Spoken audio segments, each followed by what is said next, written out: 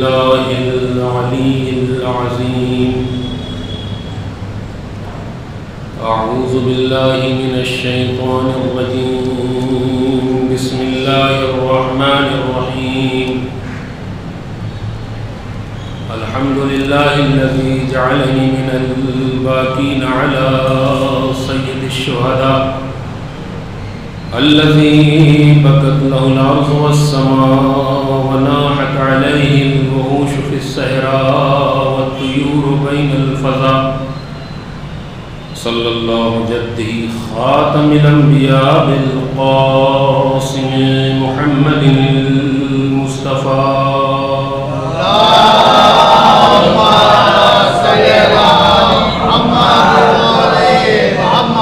وعلى أبيه أبي الأوصياء وأخيه أخي العلم والوفاء وأمه سيدة النساء وآله المعصومين النجباء وأنصاره مرملين بالدماء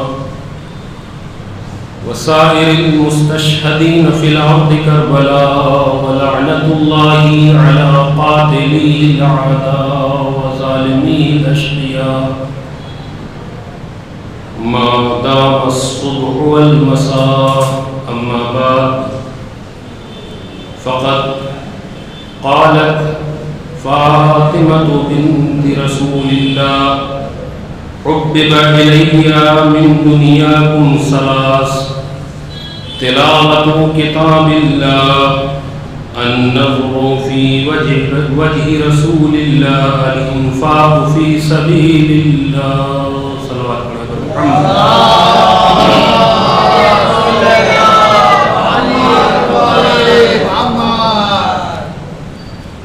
حضرات گرامی قدر، آپ حضرات کے درمیان میں اس عنوان سے پہلی بار حاضر ہونے کا شرف حاصل ہوا ہے،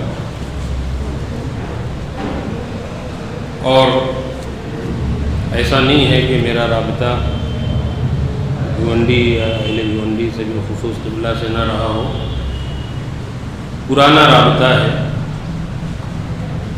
لیکن اس عنوان سے پہلی بار حاضر ہوا ہوں آپ کی خدمت میں،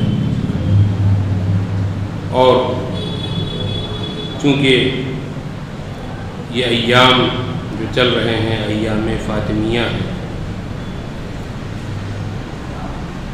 اور ان ایام میں ہم بنت رسول اور رسول کی اکلوتی اور پیاری بیٹی کا غم مناتے ہیں، ان کا تذکرہ کرتے ہیں، ان کے مصائب و آلام کو یاد کر کے گریہ کرتے ہیں، روتے ہیں۔ یہ تو اپنی جگہ پر جاری ہے اور انشاءاللہ جاری و ساری رہے گا، اس لیے کہ یہ وہ غم ہے کہ جس کا وعدہ کسی عام انسان نے نہیں لیا ہے، جس کی ضمانت کسی عام انسان نے نہیں دی ہے، انسان نے بھی نہیں دی ہے، بلکہ خداوند عالم نے اس غم کو، اس ذکر کو باقی رکھنے کا وعدہ کیا۔ تم میرا ذکر کرو، میں تمہارا ذکر کروں گا، تمہارے ذکر کو باقی رکھوں گا۔ اگر آج دنیا میں ذکر خدا باقی ہے تو انہی اہل بیت کی وجہ سے باقی ہے۔ اگر نمازیں باقی ہیں، اذانیں باقی ہیں، روزے باقی ہیں، اور خانہ کعبہ کا لوگ طواف کرنے کے لیے جا رہے ہیں، تو یہ اس حسین کی قربانی کا صدقہ ہے کہ جس نے اپنے حج کو عمرے سے تبدیل کر دیا تھا، اسی حج کو بچانے کے لیے، اسی شریعت کو بچانے کے لیے، اسی دین کو بچانے کے لیے۔ لہذا اگر ہم آج ان کی تجلیل کرتے ہیں، اگر ہم ان کا غم مناتے ہیں اور ان کے مصائب و آلام پر گریہ کرتے ہیں، تو یہ شخصیت پرستی نہیں ہے بلکہ عین دین پرستی ہے، عین دین ہے۔ اس لیے کہ یہ دین ہی ہمیں بتاتا ہے کہ حل جزاء الاحسان الا الاحسان، کہ دین میں احسان کا بدلہ احسان ہے۔ انہوں نے دین خدا پر احسان کیا ہے، لہذا ہم خداوند عالم کی جانب سے اس بات پر معمور ہیں کہ ہم اس عزا کو برپا کریں، ہم ان مجالسوں کو برپا کریں۔ یہ نہ سمجھیے گا آپ کبھی بھی کہ ہم جو کچھ کر رہے ہیں اپنی مرضی کے تحت کر رہے ہیں۔ اس دنیا میں آپ جو کچھ کر رہے ہیں، بالخصوص عزائے سید الشہداء میں اگر آپ شامل ہو رہے ہیں، عزائے فاطمیہ میں آپ شامل ہو رہے ہیں، تو کبھی بھی ہرگز دل میں یہ خیال نہ لائیے گا کہ یہ ہم اپنی مرضی سے کر رہے ہیں۔ آپ کو کسی نے یہ توفیق دی ہے کہ آپ اس میں شامل ہیں، ورنہ اکثریت تو اس سے دور ہے، اکثریت اس سے دور ہے۔ تو عزیزان گرامی، اگر آپ اس میں شامل ہیں تو اس کا مطلب یہ ہے کہ آپ کے اوپر ایک خاص عطا ہے۔ اب میں مقدمتاً چند باتیں آپ کی خدمت میں ذکر کروں، اس کے بعد پھر میں اپنے موضوع کی جانب آؤں گا کہ یہ عزائے فاطمیہ کہ جو گزشتہ چند سالوں سے اس اعتبار سے منائی جا رہی ہے اور باقاعدہ مجالسوں کا اہتمام ہو رہا ہے، باقاعدہ ایام عزائے سید الشہداء کی طرح سے ایام عزائے فاطمیہ بھی منایا جا رہا ہے۔ ہو سکتا ہے کہ یہ پیغام ہم تک دیر تک پہنچا ہو، ہم تک دیر سے پہنچا ہو، لیکن یہ کوئی نیا پیغام نہیں ہے، یہ کوئی نیا ذکر نہیں ہے، یہ کوئی نئی بات نہیں ہے۔ بہت سے ایسے دیہات اور قریے ہوتے ہیں کہ جہاں پر پیغام بہت دیر سے پہنچتا ہے۔ ابھی بھی آپ کے ہندوستان میں بہت سے ایسے دیہات ہیں کہ جہاں پر بجلی نہیں پہنچی، جہاں پر شکشا نہیں پہنچی، جہاں پر ایجوکیشن نہیں پہنچ پائی ہے، جہاں پر ہاسپٹلس نہیں ہیں، جہاں پر تمام سویدھائیں نہیں ہیں۔ تو یہ عزیزان گرامی جو ہم تک پہنچ رہا ہے، اس کا مطلب یہ نہیں ہے کہ یہ نئی کوئی چیز آئی ہے۔ غور کیجئے گا، یہ کوئی نئی چیز ہمارے پاس آئی ہے کہ جس کو ہم بڑے زور و شور سے منا رہے ہیں اور بتا رہے ہیں دنیا کو، نہیں۔ ہم دیر میں بیدار ہوئے، ہمیں جو کام پہلے کرنا چاہیے تھا نہیں کر سکے، لیکن جب ہمیں وہ شعور اور وہ توفیق عطا ہو گئی تو اب ہمارا فریضہ یہ ہے کہ ہم اس عزا کو بھی اسی طریقے سے منائیں کہ جیسے عزائے سید الشہداء کو مناتے ہیں۔ اب اس کی اہمیت کے لیے اپنے نوجوانوں کی خدمت میں چند باتیں علماء کرام کی میں ذکر کر دوں تاکہ اس کی اہمیت آپ کی نظروں میں واضح ہو جائے۔ رہبر انقلاب آیت اللہ خامنہئی حفظہ اللہ ارشاد فرماتے ہیں کہ میں پورے سال کا، اپنے ملک کے پورے سال کا رزق اس دسترخوان فاطمیہ سے لے لیتا ہوں، اس دسترخوان عزائے فاطمیہ سے میں ملک ایران کا پورا رزق لے لیتا ہوں، کسب کر لیتا ہوں۔ تو آپ سوچیں گے کہ شاید یہ عقیدت میں انہوں نے کہہ دیا، جیسے بہت سی باتیں ہم بلا دلیل عقیدت میں کہہ کے گزر جاتے ہیں، ہو سکتا ہے انہوں نے کہہ دیا، بات بالکل سچ ہے، لیکن ہر آدمی اس پر باور نہیں کرے گا، یقین نہیں کرے گا۔ جس کا عقیدہ ہے، جو بیلیو کرتا ہے، وہی اس پر یقین کرے گا۔ لیکن عزیزان گرامی، قرآن ایک ایسی کتاب ہے کہ جس کے اوپر ہر کوئی یقین کرتا ہے، اگر کوئی یقین نہ کرے تو وہ مسلمان نہیں رہ جائے گا۔ کسی کو مسلمان ہونا ہے تو قرآن کی ہر آیت پر اس کا عقیدہ ہونا چاہیے، قرآن کے ہر لفظ پر اس کا عقیدہ ہونا چاہیے، قرآن کے ہر نقطے پر اس کا عقیدہ ہونا چاہیے، اور اس میں نقطۂ با بھی شامل ہے۔ ہر نقطے پر اس کا عقیدہ ہونا چاہیے۔ وہ قرآن کیا کہہ رہا ہے؟ اب یہ دعویٰ ہے، اس کی دلیل قرآن مجید سورہ آل عمران، جس میں ارشاد ہوتا ہے کلما دخل زکریا المحراب، کلما دخل علیہ زکریا المحراب، کہ جب جناب زکریا وہاں پر آئے گے جہاں پر جناب مریم عبادت کیا کرتی تھی، تو وجد عندہا رزق، تو انہوں نے دیکھا کہ وہاں پر رزق موجود ہے، وہاں پر رزق موجود ہے، تو کہا قال یا مریم انا لک ھذا، یہ کہاں سے آیا؟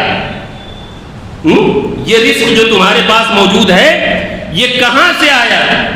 تو کہا من عند اللہ، یہ اللہ کی جانب سے آیا ہے، یہ اللہ کی جانب سے۔ اور صرف اسی پر اکتفا نہیں کیا بلکہ فرمایا کہ ان اللہ یرزق من یشاء بغیر حساب، کہ اللہ جسے چاہتا ہے بے حساب رزق عطا کر دیتا ہے، اللہ جسے چاہتا ہے بے حساب رزق عطا کر دیتا ہے۔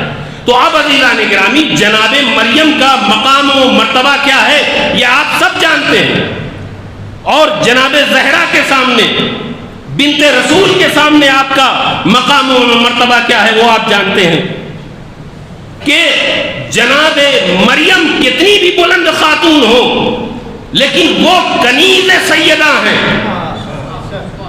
خادمہ سیدہ ہیں۔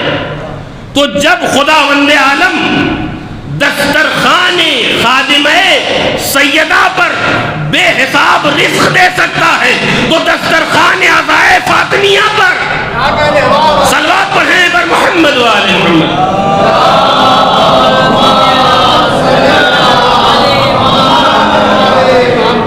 جب دسترخوان مریم پر بے حساب رزق اللہ دے سکتا ہے تو دسترخوان فاطمہ پر کتنا رزق دے گا یہ آپ تصور کر سکتے ہیں؟ لہذا یہ دعویٰ بغیر دلیل کے نہیں ہے۔ اور اس کے بعد ایک دوسرا قول میں آپ کی خدمت میں ذکر کروں، البتہ میں رزق کے حوالے سے اور باتیں ذکر کرتا لیکن وقت نہیں ہے، ایک ہی مجلس ہے، اور ایک مجلس میں یہ دقت ہوتی کہ کیا سناؤں کیا نہ سناؤں، دل یہ کرتا ہے ساری باتیں بتا دوں لیکن پھر خیال یہ آتا ہے کہ بھائی 1 گھنٹے میں ختم کرنی ہے بات، بہت زیادہ 1.25 گھنٹہ آپ جھیل لیں گے، ایک صلوات پڑھنے پر محمد والا۔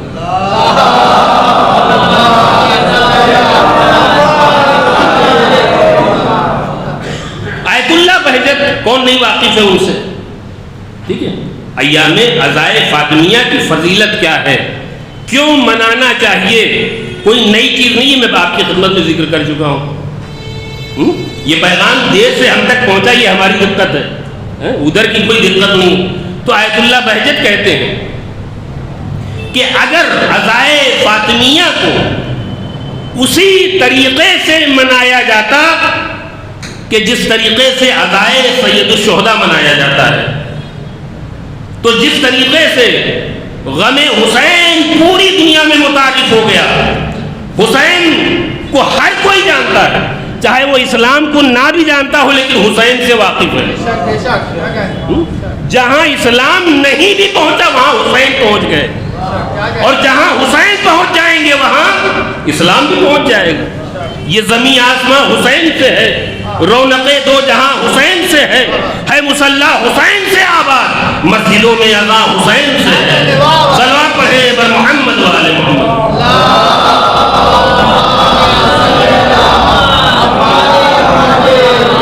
تو جس طریقے سے عزائے سید الشہداء محرم میں اور اس کے بعد منایا کرتے ہیں، اسی طریقے سے اگر یہ از ابتدا اور ابھی تک عزائے فاطمیہ بھی منائی جاتی تو جس طریقے سے حسین کا پیغام، حسین کی شخصیت، حسین کا نام پوری دنیا میں چرچے میں ہے، اسی طریقے سے شہزادی کا نام بھی پوری دنیا میں چرچے میں ہوتا، گفتگو میں ہوتا. لیکن الحمدللہ اب جو ہم نے کام شروع کیا ہے، اور بالخصوص میں شکر گزار ہوں ان افراد کا کہ جو اسے لائیو نشر کر رہے ہیں، جو یوٹیوب کے ذریعے سے پوری دنیا تک یہ پیغام پہنچا رہے ہیں.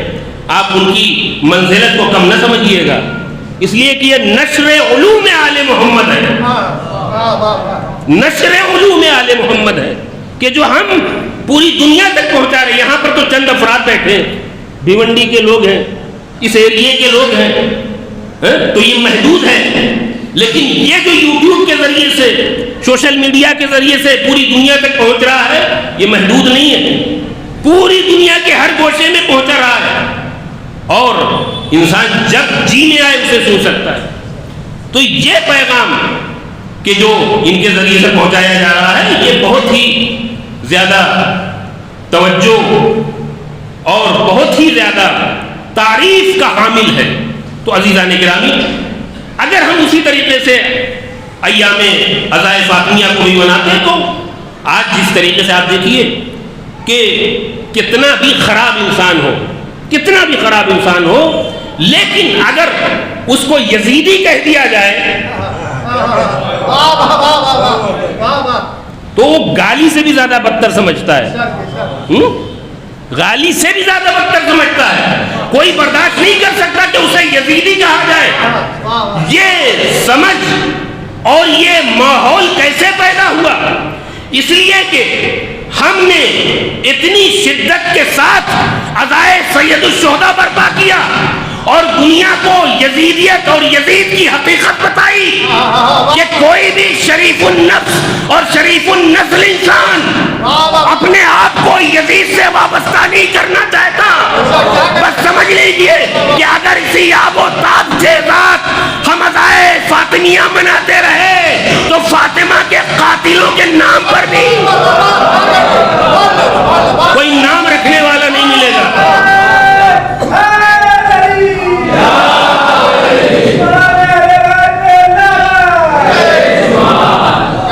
کوئی ان سے اپنے آپ کو منسوب نہیں کرے گا.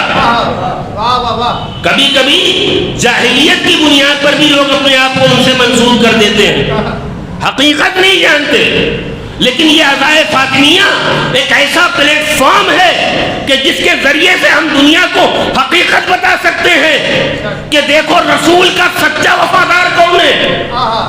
رسول صرف ایک بیٹی چھوڑ کے گئے تھے، اور اس بیٹی کے ساتھ اس امت کے سرکردہ افراد نے کیا کیا مصائب اٹھائے، یہ تمام چیزیں. اور عزیزان گرامی، یہ جو ہم منا رہے ہیں، یہ صرف نہ کہ مراجع کرام آیت اللہ وحید خراسانی حفظہ اللہ، انہوں نے بڑی آبتاب کے ساتھ اس نہج کو اور اس چیز کو آگے بڑھانے کی کوشش کی. مجھے یاد ہے کہ ہمارے بھی گاؤں میں جو پہلی بار مجلس عزا گزار ہوئی وہ انہی کی بدولت ہوئی تھی. اس کے بعد پھر اب لوگ خود سے کرنے لگ گئے. تو عزیزان گرامی، یہ صرف مراجع کرام کا قول نہیں ہے، بلکہ یہ ائمہ اطہار نے بھی ہم سے وصیت کی ہے. اب میں ایک روایت یہاں پر آپ کی خدمت میں ذکر کر دوں تاکہ میری بات بغیر دلیل کے نہ رہے. ایک صلوات پڑھیں بر محمد و آل محمد.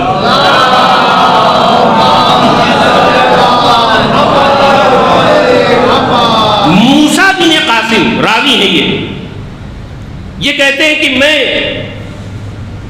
نویں امام کی خدمت، امام جواد کی خدمت میں پہنچا.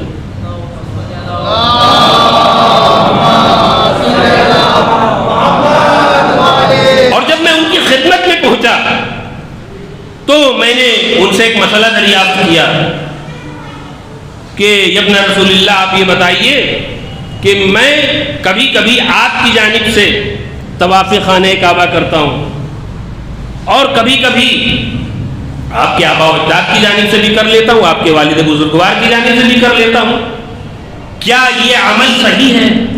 اس لیے کہ بعض لوگوں سے میں نے یہ سنا ہے کہ معصوم کی نیابت میں طواف نہیں کرنا چاہیے؟ تو اب امام نے جواب دیا کہ ہاں یہ بہت اچھا کام ہے اور اللہ تمہیں اس کا ثواب عطا کرے گا، انجام دیتے رہو۔ اب وہ کہتے ہیں کہ میں چلا گیا، 3 سال کے بعد واپس آیا امام کی خدمت میں، اور امام سے کہا کہ مولا میں نے آپ سے 3 سال پہلے ایک مسئلہ دریافت کیا تھا، آپ نے جواب دیا تھا کہ کر سکتے ہیں، ثواب کا کام ہے، لہذا میں کرتا رہا، لیکن کچھ دنوں کے بعد میرے ذہن میں ایک اور بات آئی کہ میں آپ کی طرف سے تو طواف خانہ کعبہ کرتا ہی ہوں، آپ کے والد بزرگوار کی طرف سے، لہذا کیوں نہ میں تمام معصومین کی طرف سے طواف خانہ کعبہ کروں۔ تو اس لیے میں نے دیگر معصومین کے لیے بھی، حتیٰ کہ رسول اللہ کے لیے بھی، مولا کائنات کے لیے بھی، ان کی نیابت میں نے طواف خانہ کعبہ کیا، اور یبن رسول اللہ میں کبھی کبھی آپ کی جدہ ماجدہ، آپ کی مادر گرامی جناب فاطمہ الزہرا سلام اللہ علیہا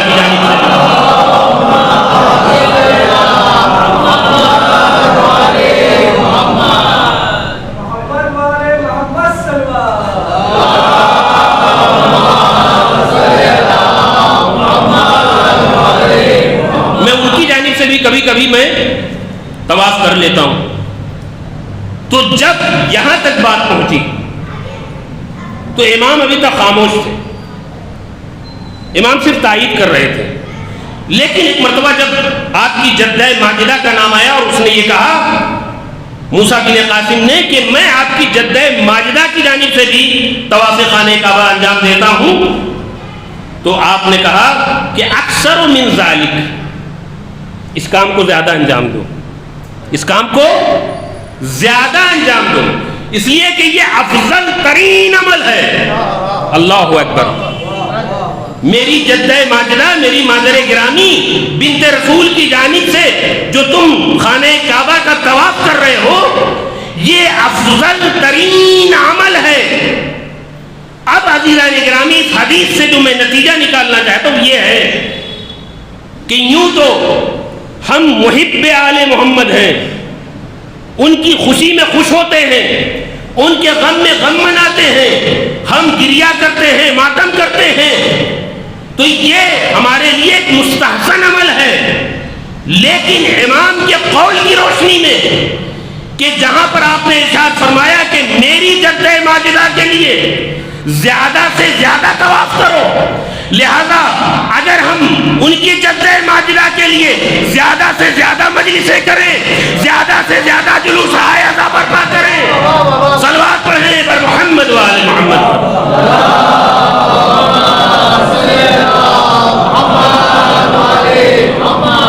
ہم ان کی جانب سے، امام کا دل خوش ہوتا ہے اس سے۔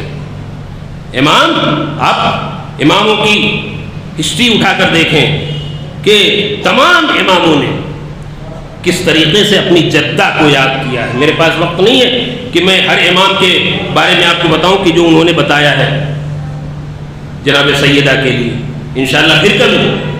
تو امام نے یہ تاکید کی ہے کہ اس عزا کو، اس نام کو جاری و ساری رکھنا چاہیے۔ اور کبھی کبھی ہم یہ سوچتے ہیں کہ ہم صرف ہم ہی کر رہے ہیں، نہیں، ایسا کچھ نہیں ہے۔ ہو سکتا ہے کہ وہ بات ہم تک نہ پہنچی ہو، کچھ لوگ اور ہیں کہ جو مسلمان بھی نہیں ہیں لیکن یہ کام کر رہے ہیں، جو مسلمان بھی نہیں ہیں۔ اب میں آپ کی خدمت میں ایک رائٹر کا نام لینا چاہتا ہوں، لیکن اس سے پہلے 2 اور 3 رائٹر اور میں آپ کی خدمت میں بتا دوں کہ جو مسلمان نہیں ہیں لیکن اہل بیت سے عقیدت رکھتے ہیں۔ ایک کا نام ہے، آپ بھی تائید کریں کہ فیض مجالس سے آپ نے سنا بھی ہوگا، جارج جرداق۔ یہ عیسائی رائٹر ہے، غالباً لبنان کا ہے۔ اس نے مولائے کائنات پر 6 کتابیں مستقل لکھی ہیں۔ کتنی؟ 6 کتابیں۔ ہم کتابیں پڑھ نہیں پاتے، اس نے 6 کتابیں لکھی ہیں، اور ان کتابوں میں ایک کتاب یعنی اس کی 5ویں جلد جو ہے اس میں اس نے اختصاص دیا ہے مولائے کائنات کی عدالت سے۔ صوت العدالت الانسانیہ، یعنی علی کے بارے میں کہتا ہے کہ یہ انسانی عدالت کی آواز ہے۔ اور عزیزان محترم، یہ رائٹر جو ہے جناب مولائے کائنات کو جناب مسیح کا ہم پلہ سمجھتا ہے، چونکہ اس کا عقیدہ عیسائی ہے اور عیسائی جناب عیسیٰ کو مانتے ہیں، تو وہ کہتا ہے کہ مولائے کائنات اور جناب مسیح، جناب عیسیٰ مسیح، یہ دونوں ہم پلہ ہیں، ہم رتبہ ہیں۔ اور اس نے چند احادیث سے استناد کیا ہے کہ جو احادیث رسول اکرم کی ہیں، جس میں آپ نے شباہت دی ہے جناب عیسیٰ سے۔ اور دوسرا رائٹر ہے جورجی زیدان، جا کے میرے نوجوان انٹرنیٹ پہ سرچ کیجئے گا، میں تو اشارہ کر کے گزر جا رہا ہوں، لیکن آپ دیکھیے کہ اہل بیت کے سلسلے میں کس نے کیا کہا ہے، یہ ہمیں معلوم ہونا چاہیے۔ جورجی زیدان یہ وہ رائٹر ہے کہ جس نے تقریباً تمام ائمہ کے سلسلے میں کتابیں لکھی ہیں،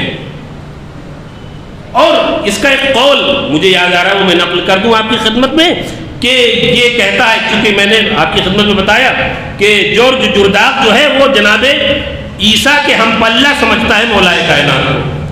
جورجی زیدان جو ہے یہ ہم پلہ نہیں سمجھتا، پھر کیا سمجھتا ہے؟ جب وہ یہاں پر پہنچتا ہے تو ایک جملہ کہتا ہے، وہ یہ کہتا ہے کہ اگر میں جناب عیسیٰ کو علی سے برتر کہوں تو یہ میری عقل قبول نہیں کرتی۔ کہاں ہے آپ؟ اگر میں جناب عیسیٰ کو علی سے افضل بتاؤں، علی سے افضل بیان کروں تو یہ میری عقل قبول نہیں کرتی، اور اگر علی کو جناب عیسیٰ سے افضل بتاؤں تو یہ میرا دین قبول نہیں کرتا، کیونکہ ایک میں عیسائی ہوں، اور اگر میں نے علی کو افضل قرار دے دیا پھر میں عیسائی نہیں رہ سکتا۔ تو اس کا نظریہ یہ، اور اس کے بعد ایک اور رائٹر ہے خلیل جبران خلیل، وہ عجیب و غریب بات کہتا ہے مولائے کائنات کے سلسلے میں، اس نے بھی بڑی کتابیں لکھی ہیں، عجیب و غریب بات کہتا ہے۔ وہ یہ کہتا ہے کہ جب میں نے مولائے کائنات کی زندگی کا مطالعہ کیا، ان کی کتابوں کو پڑھا، ان کے اقوال کو پڑھا، ان کے فرمودات کو پڑھا، تو میں نے یہ اندازہ کیا کہ خداوند عالم نے علی کو ان کے زمانے سے پہلے اس دنیا میں بھیج دیا۔ شاید جملے تک آپ پہنچے نہیں۔ اس نے یہ کہا کہ جب میں نے تمام فرمولات کو پڑھا، نہج البلاغہ کو پڑھا، تمام کتابوں کو پڑھا، تو میں نے یہ نتیجہ اخذ کیا کہ علی کو ان کے زمانے سے پہلے اس دنیا میں بھیج دیا، اس لیے کہ علی جس بلندی کا نام ہے اس زمانے کے لوگ اسے درک نہیں کر سکتے تھے، اور وہ یہ کہتا ہے کہ مجھے نہیں معلوم کہ خدا نے ایسا کیوں کیا، مجھے نہیں پتا کہ خدا نے ایسا کیوں کیا۔ یہی بات مولائے کائنات نے نہج البلاغہ کے خطبہ نمبر 147 میں بھی کہی ہے کہ تم مجھے یاد کرو گے، میرے زمانے کو یاد کرو گے، اور میرے زمانے کو صرف یاد نہیں کرو گے بلکہ تم جب میرے قریب آؤ گے تو میرے اسرار و رموز کو سمجھو گے، اور اس کے بعد ارشاد فرماتے ہیں کہ تم میری منزلت کو اس وقت سمجھو گے کہ جب میرے بعد میری جگہ پر کوئی جاہل بیٹھے گا۔ توجہ چاہتا ہوں، میری منزلت کو، میرے مقام و مرتبے کو اس وقت سمجھو گے کہ جب میری جگہ پر، میری جگہ خلو مکانی، میرے مکان کے خالی ہونے کے بعد، تعرفوننی خلو مکانی، مجھے اس وقت پہچانو گے کہ جب میں اپنی جگہ کو خالی کر دوں گا، اس دنیا میں نہیں رہوں۔ واقعی بات ہے کہ آج غیر مسلم بھی علی کو پہچان رہے ہیں۔ اب میں آخری رائٹر ویسے بہت سے رائٹر ہیں، لیکن ایک میں یہ نوجوانوں کے لیے بتا رہا ہوں ان کے علم میں اضافے کے لیے، چونکہ میرا ہر نوجوان مبلغ اسلام ہے۔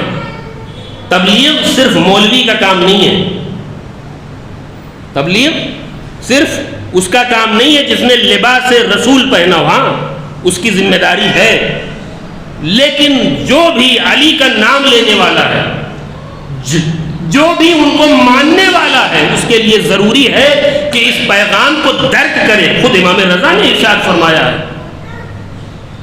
کہ ہمارے امور کو لوگوں تک پہنچاؤ، جب وہ ہمارے امور کو سنیں گے تو لوگ ہمارے گرویدہ ہو جائیں گے۔ لہذا یہ ذمہ داری ہم تمام نوجوانوں کی ہے، تمام لوگوں کی ہے کہ جو محبت اہل بیت کا دعویٰ کرتے ہیں۔ تو اب میں ذکر یہ کر رہا تھا کہ ایک اور رائٹر ہے کہ جس کا نام ہے سلیمان کتانی۔ یہ وہ رائٹر ہے کہ جس نے تقریباً تمام ائمہ پر کتابیں لکھی ہیں، تاریخ شیعہ لکھی ہے۔ شیعہ یہ مسلمان نہیں ہے، یہ عیسائی، یہ کرسچن ہے، لیکن اس نے تمام ائمہ پر کتابیں لکھی، اور اس نے ایک کتاب جو لکھی مولا کائنات کے سلسلے میں، وہ اتنی زیادہ معروف ہوئی کہ اس کو نجف اشرف نے، علماء نے پہلا ایوارڈ دیا ہے اس کتاب کو، مولا کائنات کے سلسلے میں لکھی۔ لیکن ایک کتاب اس نے اور لکھی، وہ ہے جناب فاطمہ الزہرا سلام اللہ علیہا۔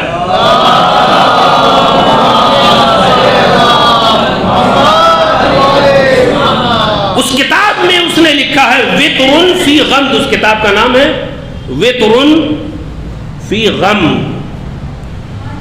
اس کتاب میں اس کو شہید مطالعی نے بھی نقل کیا ہے، ایک عجیب و غریب جملہ شہزادی کونین کے سلسلے سے لکھتا ہے، آپ ملاحظہ فرمائیے کیا لکھتا ہے شہزادی کے سلسلے میں۔ وہ کہتا ہے کہ چیمپئن وہ نہیں ہے، چیمپئن وہ نہیں ہے کہ جس کا بازو قوی ہو، جو قوی ہیکل ہو، جو بڑا جسم رکھنے والا ہو، مضبوط جسم رکھنے والا ہو، اور چیمپئن وہ نہیں ہے کہ جس کے پاس حکومت ہو، جس کے پاس طاقت ہو، جس کے پاس اقتدار ہو۔ یہاں پر پہنچنے کے بعد وہ کہتا ہے چیمپئن وہ ہے کہ جو اپنے اقوال اور فرمودات اور اپنی ان باتوں کے ذریعے سے کہ جو منطقی باتیں ہیں وہ بڑے بڑے حکمرانوں کو پسپا کر دیں۔ وہ چیمپئن وہ ہے کہ جو اپنے عقل کی بنیاد پر، اپنے علم کی بنیاد پر بڑے بڑے حکمرانوں کو، بڑے بڑے سیاستدانوں کو پسپا کر دے۔ اور میری نظر میں وہ ذات فاطمہ الزہرا سلام اللہ علیہ، صلوات پڑھیں۔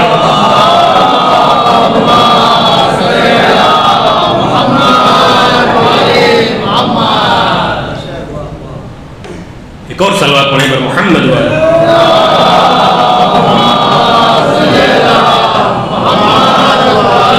دیکھیے بیدار رہیے گا، میں ان تمام باتوں کو اس لیے ذکر کر رہا ہوں کہ میرے اصل مخاطب میرے نوجوان، یہی وہ نوجوان ہیں کہ جو اس عزاداری کے پرچم کو آگے اٹھا کے آگے چلتے ہیں۔ اگر عزاداری اس آب و تاب اور رونق کے ساتھ دیکھ رہے ہیں تو ان نوجوانوں کی وجہ سے ہے۔ لہذا ہم نہیں چاہتے کہ ہمارے نوجوان کسی دشمن کے غلط پروپیگنڈے کا شکار ہو جائے۔ ان مجلسوں کا ایک فائدہ یہ بھی ہے کہ ہمیں دشمنوں کے پروپیگنڈے سے بچاتا ہے۔ آپ بتائیے پوری دنیا میں کس کے پاس ایسا اسٹیج موجود ہے، کس کے پاس ایسا پلیٹ فارم موجود ہے کہ جہاں پر تمام سطح فکر کے لوگوں کے لیے وہ باتیں بتائی جاتی ہیں کہ جس مجلس میں بوڑھا بیٹھا ہے، جوان بیٹھا ہے، بچہ بیٹھا ہے، لیکن جب اس مجلس سے اٹھتے ہیں تو بوڑھا بھی کچھ لے کے جاتا ہے، جوان بھی کچھ لے کے جاتا ہے۔ صلوات پڑھیں بر محمد و آل محمد۔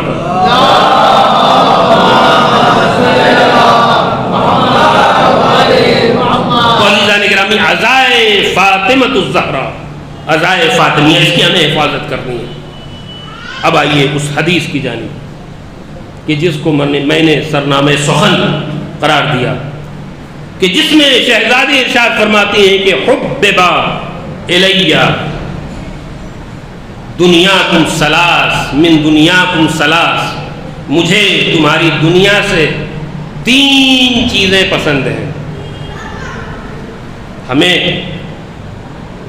تو یہ معلوم ہے کہ ہمیں کیا پسند ہے، اس دنیا سے ہمیں کیا پسند ہے، لیکن اب چونکہ ہم شہزادی کا ذکر کر رہے ہیں، ان کا غم منا رہے ہیں، ان کے لیے مجلسیں برپا کر رہے ہیں، تو ہمیں یہ معلوم ہونا چاہیے کہ شہزادی کو کیا پسند ہے۔ حبب علیہ، تمہاری دنیا سے مجھے 3 چیزیں پسند ہیں۔ پہلی چیز کیا ہے؟ تلاوت و کتاب اللہ، مجھے تمہاری دنیا سے کتاب خدا کی تلاوت پسند ہے، یعنی قرآن مجید کی تلاوت پسند ہے۔ النظر فی وجہ رسول اللہ، دوسری چیز جو مجھے تمہاری دنیا سے پسند ہے وہ رسول خدا کے چہرے کی جانب نگاہ کرنا ہے۔ تیسری چیز مجھے تمہاری دنیا سے کیا پسند ہے؟ الانفاق فی سبیل اللہ، تیسری چیز جو مجھے تمہاری دنیا سے پسند ہے۔ آج پہلی مجلس ہے اس سلسلے کی، یہاں انشاءاللہ یہ پیغام لے کے جائیے اور آخر تک یہ پیغام اپنے دلوں میں رکھیے کہ شہزادی کو اس دنیا سے 3 چیزیں پسند تھیں: تلاوت قرآن مجید، رسول خدا کے چہرے کی زیارت، اور خدا کی راہ میں انفاق کرنا، خرچ کرنا۔ اب میں ایک ایک چیز، چونکہ وقت بھی تیزی سے گزر رہا ہے، ایک ایک چیز آپ کی خدمت میں بیان کرنا چاہتا ہوں جتنا وقت میرے پاس رہے گا۔ پہلی چیز جو شہزادی کو پسند ہے وہ قرآن مجید کی تلاوت پسند ہے۔ اب میں یہاں پر اپنا درد دل بیان کروں۔ قرآن مجید کہ جس کے لیے شہزادی نے اپنے خطبے کا ایک حصہ مختص کیا ہے، آپ خطبہ فدق کو پڑھیں جا کر، اس خطبہ فدق میں شہزادی نے قرآن مجید کے کیا صفات بیان کیے ہیں۔ کتاب اللہ الناطق، کتاب الصادق، یہ ناطق ہے کہ جو بولتی ہے، روکتی ہے، ٹوکتی ہے۔ یہ وہ کتاب ہے کہ جو ہمیں سچ بتاتی ہے۔ ہو سکتا ہے کہ اس منبر پہ بیٹھ کے میں سچ نہ بول سکوں، کبھی کبھی ایسا ہوتا ہے نا کہ بیٹھے تو منبر پر ہیں لیکن نظریہ کچھ اور ہوتا ہے کہ کہیں ایسی کڑوی بات نہ پڑھ دوں، کسی کو بری نہ لگ جائے، اگلی بار وعدہ کینسل، ہے نا۔ لیکن قرآن مجید وہ کتاب ہے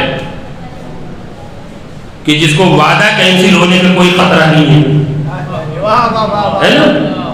وہ وہی بولے گی جو حق ہے، وہ روکے گی، ٹوکے گی، سچائی کے ساتھ آپ سے بات کرے گی۔ لہذا ہمیشہ اپنے درمیان میں قرآن مجید کو رکھیں، اور جب بھی ہمارے درمیان میں فیصلہ ہو تو قرآن مجید کی روح سے فیصلہ ہونا چاہیے۔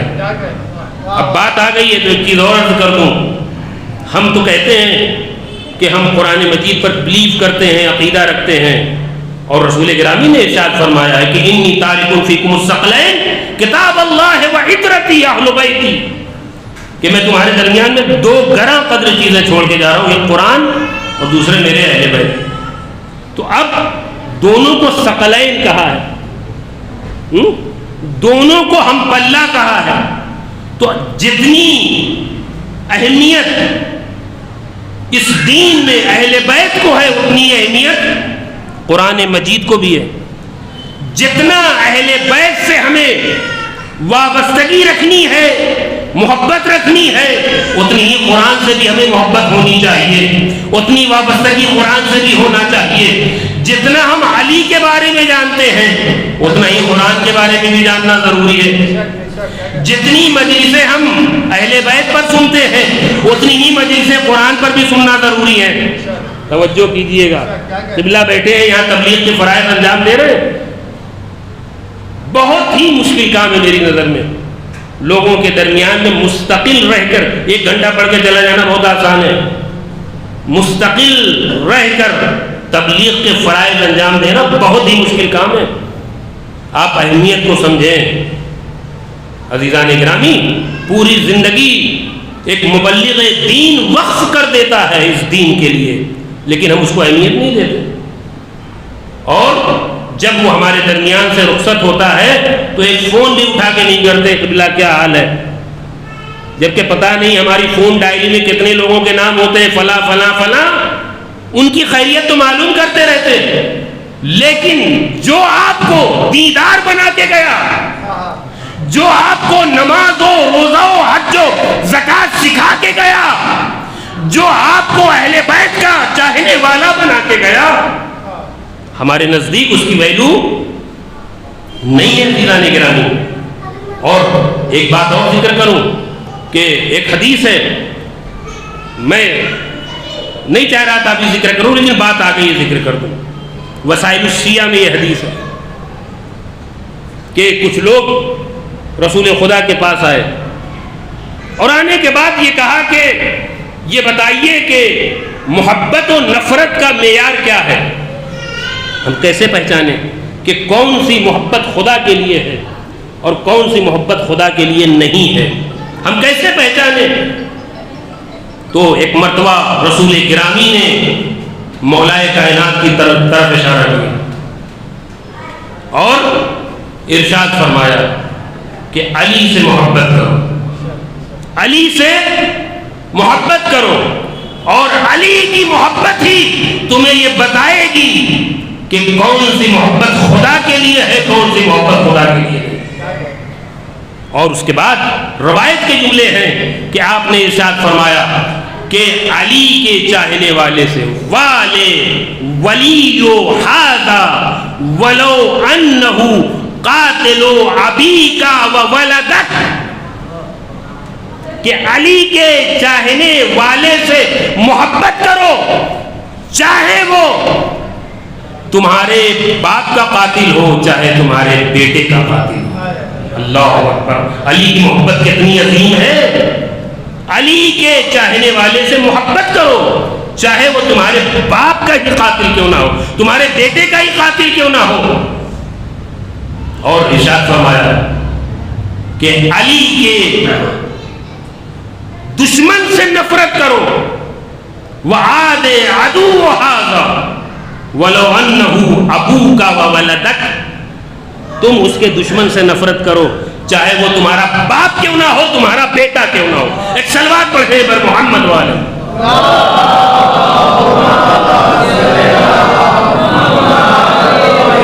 تو یہ ہے محبت و نفرت کا معیار، اگر اسی معیار کو ہم نے قائم کر لیا اپنے درمیان میں تو یقین رکھیے کہ ہمارے درمیان میں کہ جو کبھی کبھی ایک دوسرے سے دوری ہو جاتی ہے، ایک دوسرے سے بات نہیں کرتے، یہ تمام چیزیں دور ہو جائیں گی صرف اس بنیاد پر کہ یہ علی کا چاہنے والا یہ بھی مجلس میں ہے، یہ بھی مجلس میں،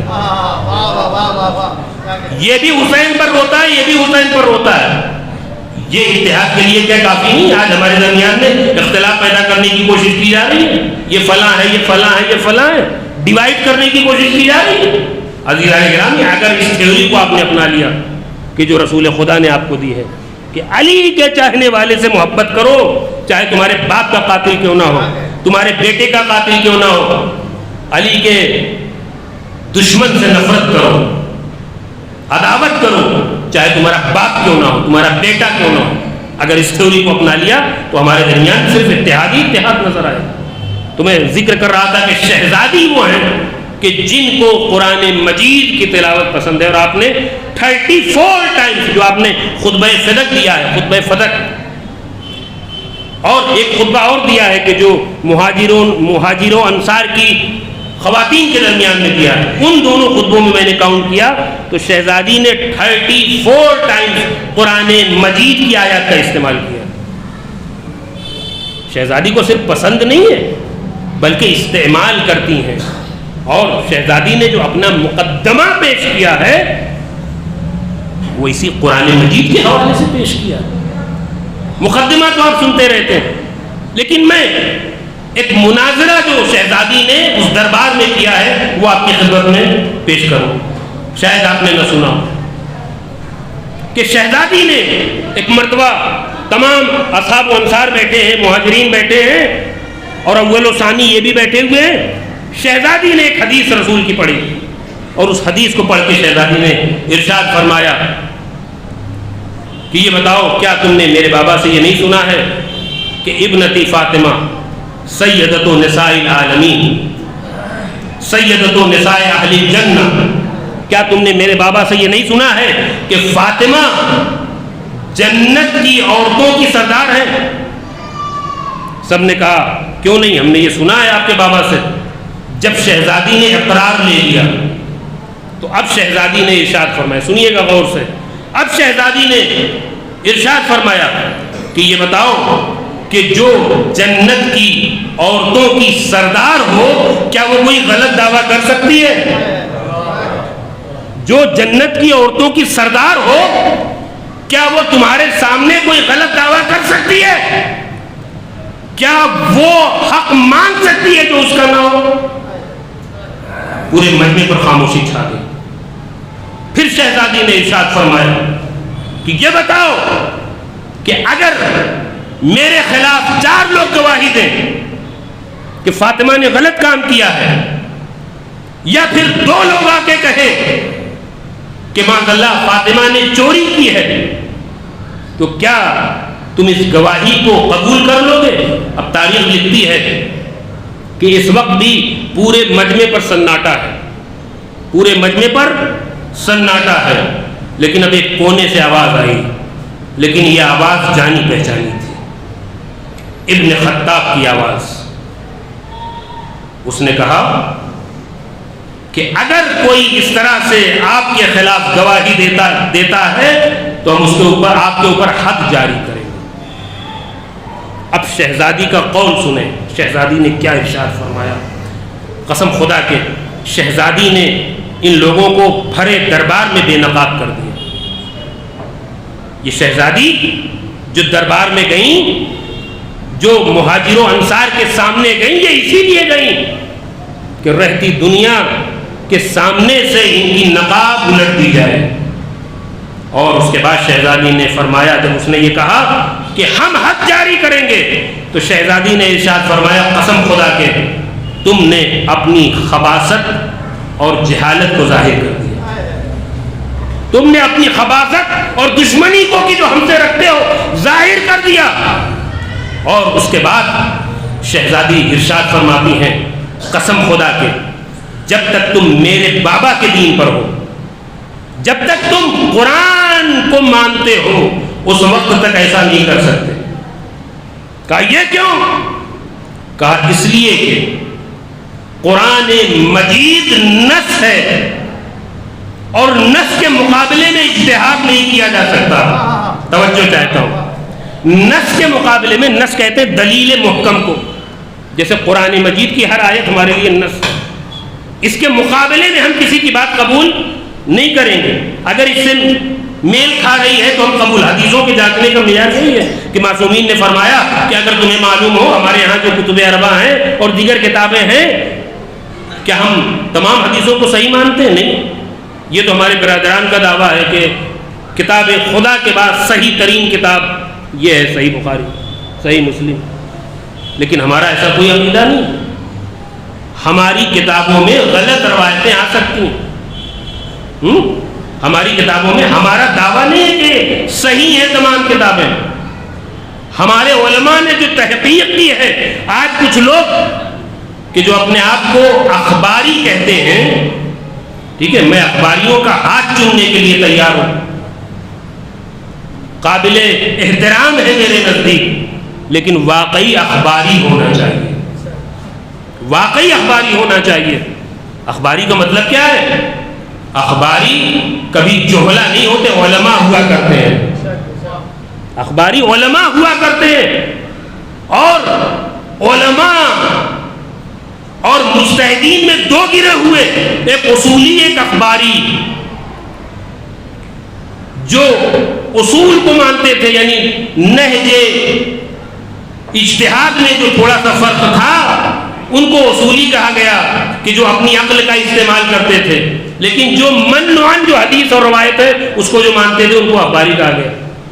لیکن اخباری کا مطلب یہ ہے کہ قرآن مجید کی تمام آیات اس کے پیش نظر ہو، ہر آیت کی تفسیر جانتا ہو، ہر آیت کا ترجمہ جانتا ہو، اور جتنی حدیث کی کتابیں ہیں ساری کتابیں اس کی نظر میں ہوں، اس کا ترجمہ جانتا ہو، اس کے راوی کو جانتا ہو، اس کی کیفیت کو جانتا ہو، کس طرح کی یہ روایت ہے۔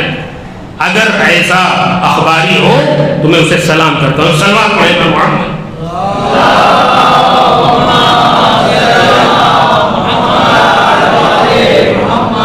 تو اب عزیزان گرامی، نص کے مقابلے میں اجتہاد باطل ہے، نص کے مقابلے میں اجتہاد، مرزا غالب کا شعر ہے کہ مولائے کائنات کے مقابلے میں بعض لوگ کہتے ہیں نا کہ اجتہاد کیا تھا امیر شام نے، تو وہ کہتے ہیں کہ یہ اجتہاد عجب ہے، مرزا غالب کا شعر ہے، یہ اجتہاد عجب ہے کہ ایک دشمن دین، یہ اجتہاد عجب ہے کہ ایک دشمن دین علی سے آ کے لڑے اور خطا کہیں اس کو، علی سے آ کے لڑے اور خطا کہیں اس کو۔ اور ارشاد فرماتے ہیں کہ یزید کو تو نہ تھا اجتہاد کا پایا، ارے برا نہ مانیے اگر ہم برا کہیں اس کو۔ صلوات پڑھیں بر محمد والے۔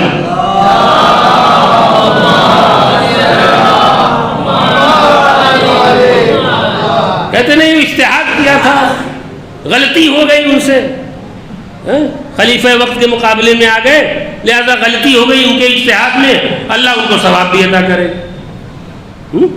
تو عزیزان گرامی، پھر تو آپ یزید کے لیے بھی وہی معیار قائم کریں گے کہ اللہ اس کو ثواب دے گا، فرزند رسول معاذ اللہ فرزند رسول کو قتل کرنے کا ثواب۔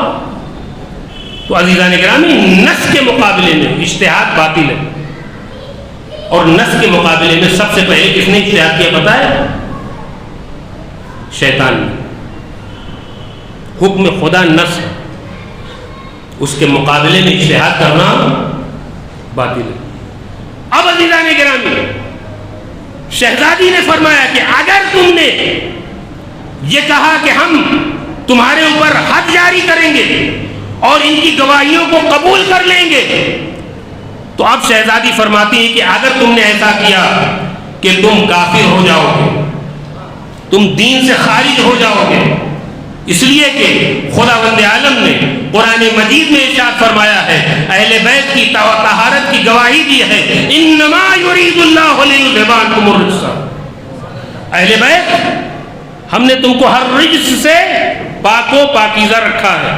اب خدا ایک طرف کہہ رہا ہے کہ ہم نے فاطمہ کو تمام رجس سے پاک و پاکیزہ رکھا، دوسری طرف تم فاطمہ کے مقابلے میں کسی کی گواہی کو قبول کر رہے ہو۔ ایک صلوات پڑھیں پر محمد والے۔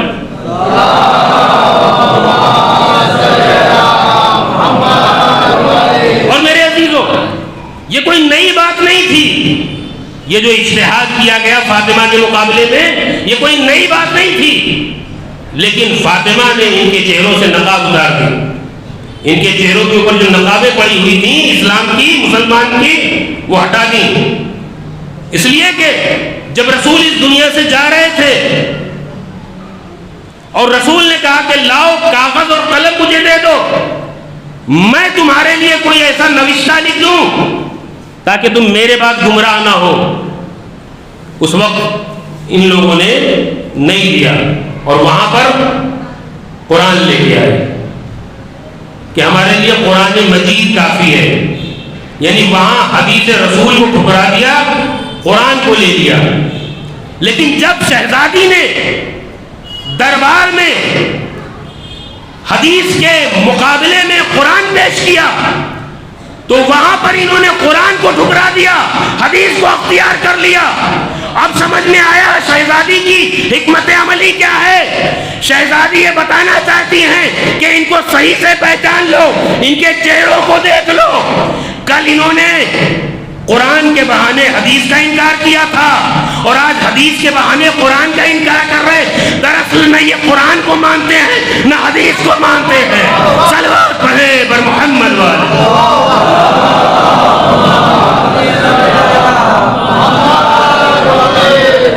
نہ یہ قرآن کو مانتے ہیں نہ حدیث کو مانتے ہیں. ان کے چہروں کو پہچان لو. عزیزان گرامی، شہزادی کی یہ حکمت عملی ہے. بہت سی باتیں تھیں قرآن کے سلسلے میں آپ کی خدمت میں عرض کرتا، لیکن میں آگے بڑھ رہا ہوں. جو دوسری چیز شہزادی کو پسند ہے وہ ہے رسول خدا کے چہرے کی جانب نگاہ کرنا. میری نگاہ گھڑی کے اوپر بھی ہے، بہت تیزی سے وقت گزر گیا. شہزادی فرماتی ہیں کہ جو دوسری چیز مجھے پسند ہے وہ رسول اکرم کے چہرے کی جانب نگاہ کرنا. اور یہ ہم سب کا عقیدہ ہے، اور یہ ثابت ہے روایتوں سے کہ رسول کے چہرے کی جانب دیکھنا عبادت ہے. علی کے چہرے کی جانب دیکھنا عبادت ہے. ماں باپ کے چہرے کی جانب بھی دیکھنا عبادت ہے.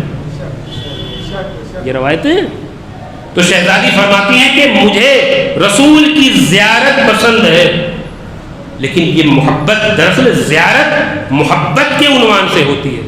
اگر محبت نہیں ہے، زیارت کہتے ہیں ملاقات کو. آپ بھیونڈی میں رہتے ہیں، میں رہتا ہوں ممرا میں. 16 کلومیٹر 17 کلومیٹر کا فاصلہ.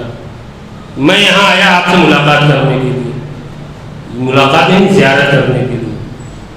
تو یہ زیارت جو ہو رہی ہے یہ محبت کی بنیاد پر ہو رہی ہے. اگر محبت نہ ہوتی تو اتنا لمبا فاصلہ طے کر کے کیوں آتے؟ اگر ہم یہاں سے کربلا زیارت کے لیے جاتے ہیں تو یہ دلیل ہے کہ ہم حسین سے محبت کرتے ہیں.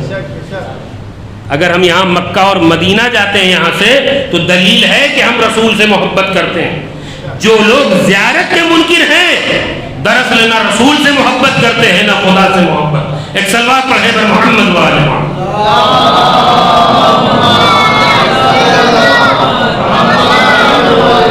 اور یہ محبت ایک طرفہ نہیں ہے. جو شہزادی کی محبت ہے وہ ایک طرفہ محبت نہیں ہے. عزیزان گرامی، شہزادی بھی محبت کرتی ہیں، رسول بھی محبت کرتے ہیں. رسول گرامی کا قول ہے کہ مجھے اپنے اہل بیت میں سب سے زیادہ جو عزیز ہے وہ میری بیٹی فاطمہ.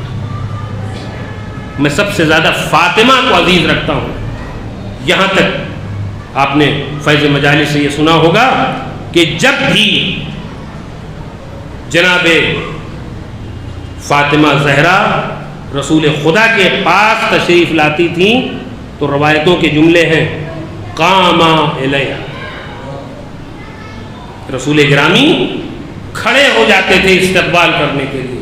اور رہبر معظم کا یہاں ایک خوبصورت جملہ ہے کہ جب قاما الیہ کے ساتھ استعمال ہو، حضور بیٹھے ہوئے، جب قاما الیہ کے ساتھ استعمال ہو تو پھر وہاں پر صرف کھڑے ہونے کے مطلب میں نہیں ہوگا، بلکہ یہاں پر ترجمہ یہ ہوگا کہ جب شہزادی رسول کے پاس تشریف لاتی تھیں تو رسول دوڑتے ہوئے جاتے تھے، دوڑتے ہوئے استقبال کرتے تھے.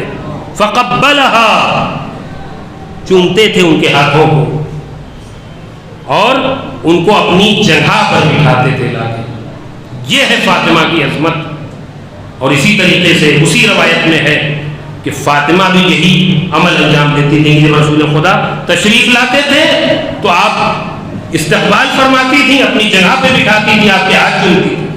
تو یہ محبت ایک طرفہ محبت نہیں ہے، دو طرفہ محبت ہے. لیکن عزیزان گرامی، بعض مواقع ایسے آتے ہیں کہ جہاں پر عام حالات میں باپ اپنی بیٹی کے لیے وہ جملے نہیں کہتا کہ جو رسول خدا نے کہا. جیسے ارشاد فرمایا فاطمہ تو ام ابیہا، فاطمہ اپنے باپ کی ماں ہے. کیا مطلب ہے اس کا؟ ماں یعنی ایک جو تفسیر اس کی جاتی ہے وہ یہ ہے کہ چونکہ رسول خدا سے شہزادی محبت بہت کرتی تھیں، خدمت بہت کرتی تھیں، اس لیے آپ نے کہا کہ ماں کی طرح خدمت کرتی ہیں. لیکن عزیزان گرامی، جو میں نے کتابوں میں پڑھا وہ علماء نے جو بیان کیا وہ یہ ہے کہ یہاں دراصل رسول گرامی ارشاد فرما رہے ہیں کہ فاطمہ اپنے باپ کی اصل ہے، اپنے باپ کی اصل ہے. اب میرے پاس وقت نہیں ہے کہ میں اس چیز کو ثابت کروں، انشاءاللہ پھر کبھی. فاطمہ اپنے باپ کی اصل ہے. کون سا باپ اپنے دنیا میں دیکھا ہوگا جو بہت اپنی بیٹی کو چاہتا ہو، بہت محبت، ہر باپ اپنی بیٹی کو چاہتا ہے، لیکن کون سا باپ ایسا دیکھا ہوگا کہ جو اپنی بیٹی کے استقبال کے لیے کھڑا ہوگا؟ دیکھا، اپنی جگہ پہ اپنی بیٹی کو لا کے بٹھائے، کتنی بھی محبت کرتا ہو. یہ جو محبت کرنا، یہ اپنی بیٹی کو اپنی جگہ پر بٹھانا، ان کے استقبال کے لیے دوڑ کے جانا، یہ اسی بنیاد پر ہے کہ فاطمہ اصل ہے. فاطمہ ہم فاطمۃ و ابوہا و بالہا و بنوہا. صلوات پڑھیں بر محمد والے.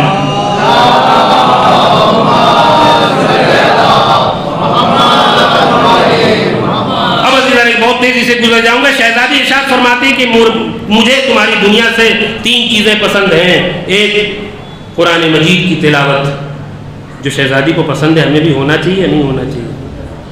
اگر شہزادی کو قرآن کی تلاوت پسند ہے تو ہمیں کرنی چاہیے یا نہیں کرنی چاہیے؟ شہزادی کو زیارت پسند ہے تو ہمیں کرنا چاہیے یا نہیں کرنا چاہیے؟ کرنا چاہیے. شہزادی کو اگر خدا کی راہ میں انفاق پسند ہے تو ہمیں کرنا چاہیے نہیں کرنا چاہیے؟ حتماً کرنا چاہیے. تو شہزادی فرماتی ہیں کہ مجھے تمہاری دنیا سے 3 چیزیں پسند ہیں، جس میں تیسری چیز فرمائی کہ الانفاق فی سبیل اللہ، مجھے اللہ کی راہ میں انفاق پسند ہے. اب ہم کتنا انفاق کرتے ہیں؟ انفاق کے معاملے میں ہم سب سے کمزور ہیں، اور انفاق کرتے بھی وہاں ہیں کہ جہاں پر نام و نمود ہو. انفاق نام و نمود کے لیے نہیں ہونا چاہیے. عزیزان گرامی، اگر ہم انفاق کر رہے ہیں تو ہماری نگاہ میں خداوند عالم کی رضا ہونی چاہیے. مسجد میں چندہ دیا اور چاہتے ہیں کہ مسجد میں دیوار پر لکھ دیا جائے فلاں صاحب نے اتنا چندہ دیا. آپ نے کس کے لیے چندہ دیا؟ اپنی آخرت کے لیے چندہ دیا، خدا کے لیے چندہ دیا. تو پھر یہ کیوں کہ ہمارا نام ہونا چاہیے؟ نہیں عزیزان گرامی، انفاق ہونا چاہیے. لیکن عزیزان گرامی، جو شہزادی فرما رہی ہے کہ مجھے تمہاری دنیا سے انفاق پسند ہے، تو آئیے شہزادی کی سیرت میں دیکھتے ہیں کہ کیا آپ نے انفاق کیا. بہت سی روایتیں ہیں کہ جو میں یہاں ذکر کرتا لیکن نہیں کروں گا. بس ایک روایت کہ جو آپ کی سنی ہوئی روایت ہے کہ پہلی شب ہے شب عروسی، اور شہزادی نے وہ لباس پہنا ہوا ہے جو رسول خدا نے خاص طور سے آپ کی شادی کے لیے تیار کروایا تھا. سائل آیا اور اس نے لباس کا سوال کیا. شہزادی، روایت کے جملے کے شہزادی نے کے پاس ایک پرانا لباس تھا. اب آج کی طرح نہیں ہے کہ دکھائے جاتے ہیں یہ 10 جوڑے آئے ہیں، 20 جوڑے آئے ہیں، 50 جوڑے آئے ہیں. صرف 2 جوڑے تھے، پرانا ایک نیا. ہماری شادیوں میں فضول خرچی بہت ہوتی ہے، اور اس کے بعد اس کا نتیجہ یہ ہوتا ہے کہ چند دن بھی نہیں چلتی ہے. 10 لاکھ خرچہ کیا، 15 دن میں اس کی ویلیڈیٹی ختم ہو گئی. عزیزان گرامی، جب شادی دین کو مد نظر رکھ کے کی جائے گی تو وہ شادی چلے گی. اور مرحوم اطہر صاحب کلکتوی ایک جملہ اشارات کے زمانے میں طلاق بہت زیادہ رائج ہو گئی.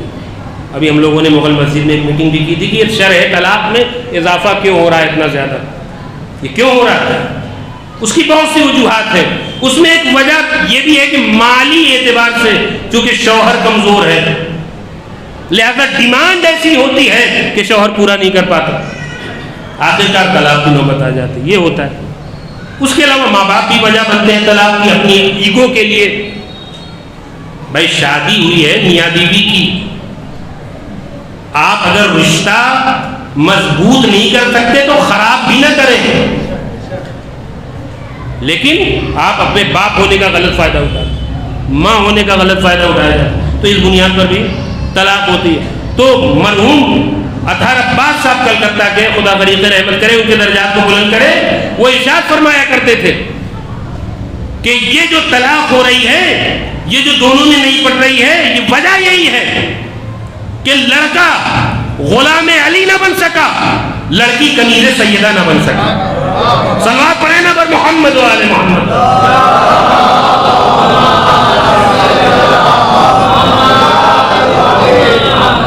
اگر وہ غلام علی ہوتا تو علی کی سیرت پہ عمل کرتا نا، اگر وہ کنیز سیدہ ہوتی تو یہ دیکھتی کہ سیدہ نے کیا ڈیمانڈ کی تھی۔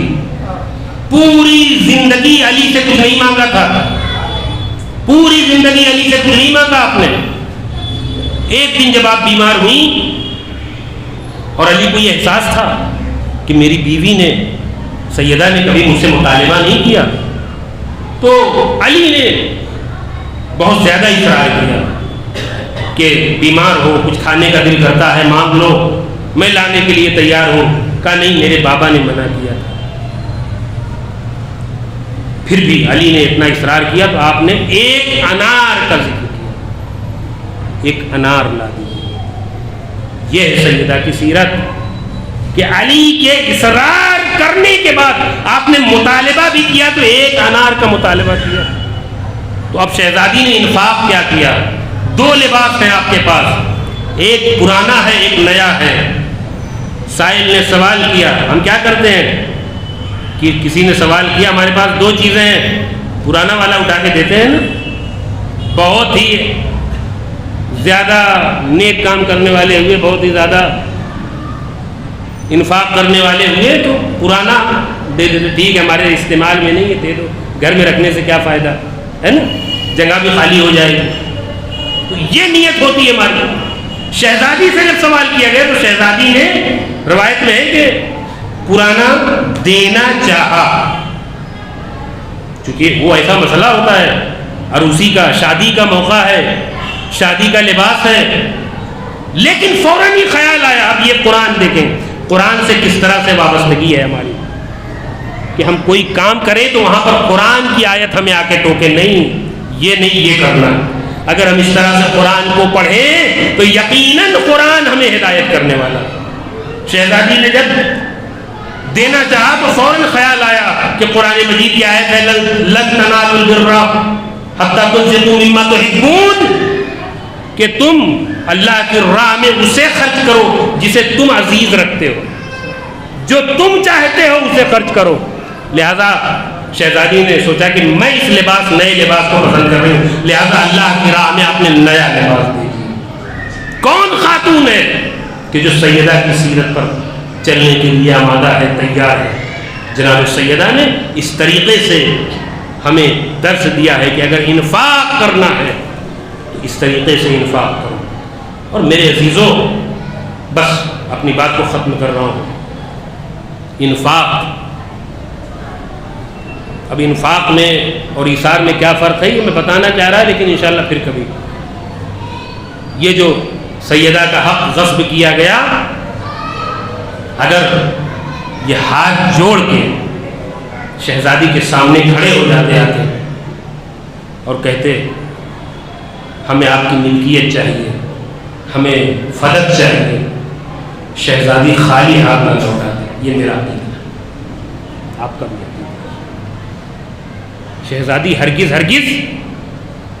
خالی ہاتھ نہیں لوٹاتی، اس لیے کہ تاریخ اٹھا کر دیکھ لیجئے، اہل بیت نے کسی کو بھی خالی ہاتھ نہیں لوٹایا کبھی در سے۔ لیکن افسوس، افسوس، صد افسوس کہ امت نے سیدہ کو خالی ہاتھ لوٹا دیا۔ اللہ، امت نے سیدہ کو خالی ہاتھ لوٹا دیا۔ اگر شہزادی سے مانگ لیتے تو شہزادی دے دیتی، جبکہ وہ جانتے تھے یہ رسول کی بیٹی ہیں، رسول نے ان کے لیے یہ کہا، یہ کہا، یہ کہا۔ اور آپ کی خدمت میں بیان کروں کہ یہی سوال شارح نہج البلاغہ ابی الحدید معتزلی کے بھی ذہن میں آیا کہ شہزادی کو مال و منال سے کیا رغبت، کیا رغبت؟ اگر شہزادی کو باغ فدق دے دیا گیا ہوتا تو کیا شہزادی کی لائف میں کوئی انقلاب آ جاتا؟ آپ کوئی بڑا گھر بنا لیتی، کھانے پینے میں آپ مرغن غذائیں استعمال کرنے لگتی؟ نہیں، آپ کا لائف اسٹینڈرڈ وہی ہوتا کہ جو فدق ملنے سے پہلے تھا۔ بھائی فدق تو تھا آپ کے پاس نا، تو رسول کی شہادت کے بعد چھینا گیا، لیکن آپ تاریخ میں پڑھیں کہ ہمیشہ فاقہ ہے آپ کے گھر میں۔ تو کیا شہزادی اس لیے مانگنے گئی تھی فدق کو کہ فدق لے کے ہم اپنی لائف کو سنوار لیں گے، اپنی زندگی کو سنوار لیں گے؟ نہیں عزیزان گرامی، شہزادی ان کے چہروں سے نقاب اٹھانے کے لیے گئی تھی۔ اور یہاں پر ایک بہت ہی اچھا جملہ ہے ابی الحدیث معتزلی کا کہ شہزادی پھر گئی کیوں؟ آپ نے فدق مانگا کیوں؟ دراصل آپ نے فدق اس لیے مانگا تھا تاکہ آپ علی کو اس مسند پر بٹھا سکیں کہ جہاں پر لوگ دوسرے بیٹھے ہوئے ہیں۔ اب یہ ابی الحدیث معتزلی نے اپنے استاد سے پوچھا کہ استاد یہ بتائیے کہ جب وہ فاطمہ کو صدیقہ مانتے تھے اور جنت کی عورتوں کی سردار سمجھتے تھے تو پھر کیوں نہیں انہوں نے حق واپس دیا؟ تو کہتے تھے میرے استاد کبھی مسکراتے نہیں تھے، یہاں پر مسکرائے اور مسکرانے کے بعد جواب دیا۔ کیا جواب دیا؟ کہا کہ تمہیں نہیں پتا ہے، اگر یہ فاطمہ کو ان کا حق واپس دے دیتے، باغ فدق واپس دیتے تھے، تو شہزادی یہیں پر اکتفا نہ کرتی بلکہ دوسرے دن بھی آ جاتی کہ لاؤ اس مسند کو واپس کرو کہ جس پر میرے شوہر کا حق ہے۔ لہذا یہ بات صرف فدق تک محدود نہ رہتی، لہذا اگر آج شہزادی کے دعوے کو قبول کر لیا جاتا تو کل پھر مسند سے بھی اترنا پڑتا، خلافت سے بھی ہاتھ دھونا پڑتا۔ لہذا آپ شہزادی کی حکمت عملی سمجھیں کہ شہزادی نے کس طریقے سے ولایت کا دفاع کیا۔ میرے عزیزوں، وقت کافی ہو گیا، آج پہلی مجلس ہے اس سلسلے کی۔ اگر شہزادی نے کچھ مانگا تھا تو اپنا حق مانگا تھا، امت سے کچھ نہیں مانگا کبھی۔ جنہوں نے ہمیشہ امت کو عطا کیا ہو وہ امت سے کیا مانگیں گے؟ عزیزوں، شہزادی اپنے باپ کے بعد اتنا روئیں کہ آپ کے رونے کی وجہ سے لوگوں نے علی سے آ کے شکایت کی، یا علی اپنی زوجہ کو منع کر دیجئے، یا تو دن میں رو لیا کریں یا رات میں رویا کریں، اس لیے کہ سیدہ کے رونے سے ہماری نیندوں میں خلل واقع ہوتا ہے۔ ہاں عزیزو، مولا کائنات نے سیدہ سے آگے کہا، سیدہ نے کہا اے علی جا کے انہیں کہہ دیجئے کہ میں چند دنوں کی مہمان ہوں، میں چند دنوں کی مہمان ہوں، تمہارے درمیان چند دنوں تک ہوں۔ اور اس کے بعد روایت میں ملتا ہے کہ علی نے بیت الاحزان بنا دیا، وہ جگہ کہ جہاں فاطمہ جاتی تھیں، گریا کرتی تھیں، روتی تھیں، شہزادیوں کا ہاتھ پکڑتی تھیں اور دن بھر گریا کر کے واپس آتی۔ یہ شہزادی اس طریقے سے گریا کر رہی ہیں کہ آپ کو یہ جملہ بھی کہنا پڑا، صبت علیہ، شہزادی کا مرثیہ یہاں لکھا ہے، صبت علیہ مصائب اللہ والنہار، صبت علی الایام سرنا لیالیا۔ اے میرے بابا، آپ کے بعد میرے اوپر اتنے مظالم ڈھائے گئے کہ اگر وہ مظالم رات کی دن کے اجالے پر پڑتے تو رات کی تاریکی میں تبدیل ہو جاتی۔ کتنے مظالم ڈھائے گئے۔ میرے عزیزوں، ایک روایت ہے کہ ایک مرتبہ شہزادی گھر کو صاف کر رہی تھی کہ آپ کی نگاہ رسول کے پیراہن پہ پڑی، رسول کے پیراہن پہ نگاہ پڑی، رسول کا زمانہ یاد آیا، رونا شروع کیا، اتنا روئیں کہ فاطمہ بے ہوش ہو گئی۔ ایک مرتبہ علی آئے، اس پیراہن کو لیا اور فاطمہ کی نظروں سے چھپا دیا کہ فاطمہ جب بھی اس پیراہن کو دیکھیں گی اپنے بابا کو یاد کریں گی۔ ہاں عزیزو، میں علی کی مظلومیت کو بتانا چاہتا ہوں، اور یہی زمانے کا دستور بھی ہے کہ جب کوئی اس دنیا سے جاتا ہے، اس کی نشانی کوئی سامنے آ جاتی ہے تو وہ مرنے والا یاد آ جاتا ہے، اس کا زمانہ یاد آ جاتا ہے۔ ارے سیدہ نے اپنے بابا کا پیراہن دیکھا تو سیدہ چیخ مار کے روئی۔ ذرا اس علی کے کلیجے سے پوچھئے کہ وہ دروازہ کہ جو جلا دیا گیا تھا فاطمہ کے بعد، علی جب بھی دروازے سے گزرتے ہو۔ جزاکم ربکم خیر الجزا۔ خدا کو کسی غم میں نہ بلائے سوائے غم سید الشہداء۔ جب بھی علی کی نظر اس دروازے پہ پڑتی ہوگی کہ جو دروازہ جلایا گیا تھا اور جس کی کیل فاطمہ کے سینے میں پیوست ہو گئی تھی، ذرا اندازہ کیجئے۔ وحید خراسانی کہتے ہیں کہ ہماری ایک انگلی کی ہڈی ٹوٹ جاتی ہے تو ہمیں قرار نہیں آتا، ہمیں نیند نہیں آتی۔ ذرا فاطمہ سے پوچھئے کہ جس کی انگلی کی ہڈی نہیں، سینے کی ہڈی ٹوٹ چکی تھی۔ اور رسول کی شہادت کے تیسرے دن یہ واقعہ ہوا تھا۔ کس طریقے سے شہزادی نے 75 دن گزارے ہوتے۔ جزاکم ربکم خیر الجزا۔ خدا آپ کو سوائے غم سید الشہداء، سوائے غم فاطمہ کے کوئی غم نصیب نہ کرے۔ میرے عزیزو، یہ ایام فاطمیہ ہے۔ علی کی مصیبت، علی کا غم ہم سے زیادہ ہے، اس لیے کہ علی نے ان تمام مظالم کو اپنی نظروں سے دیکھا ہے۔ جب فاطمہ رخصت ہو رہی تھی اور علی کے پاس جا رہی تھی تو رسول گرامی نے فاطمہ کا ہاتھ علی کے ہاتھ میں پکڑا کر یہ کہا تھا کہ یا علی، ہذہ ودیعتی عندک، ارے علی یہ میری امانت ہے تمہارے پاس، اس امانت کو سنبھال کے رکھنا۔ اور روایت میں ملتا ہے کہ جب فاطمہ اس دنیا سے رخصت ہو گئی اور علی نے فاطمہ کو دفن کر دیا، اور دفن کرتے ہوئے علی نے ایک چیخ ماری اور فرمایا لقد استرجعت الودیعہ، یا رسول اللہ لقد استرجعت الودیعہ، اس امانت کو پلٹا لیا گیا۔ ارے معلوم ہے کہ علی نے یہ کیوں کہا؟ وہ امانت جو رسول نے علی کے حوالے کی تھی، جب علی نے وہ امانت واپس کی تو یہ نہیں کہا کہ میں یہ امانت واپس کر رہا ہوں، بلکہ کہا یہ امانت مجھ سے لے لی گئی۔ ارے ہائے علی کی مظلومی! ارے جب رسول نے امانت دی تھی تو پہلو صحیح اور سالم تھے، سینے میں کیل بے واسطہ نہیں تھی۔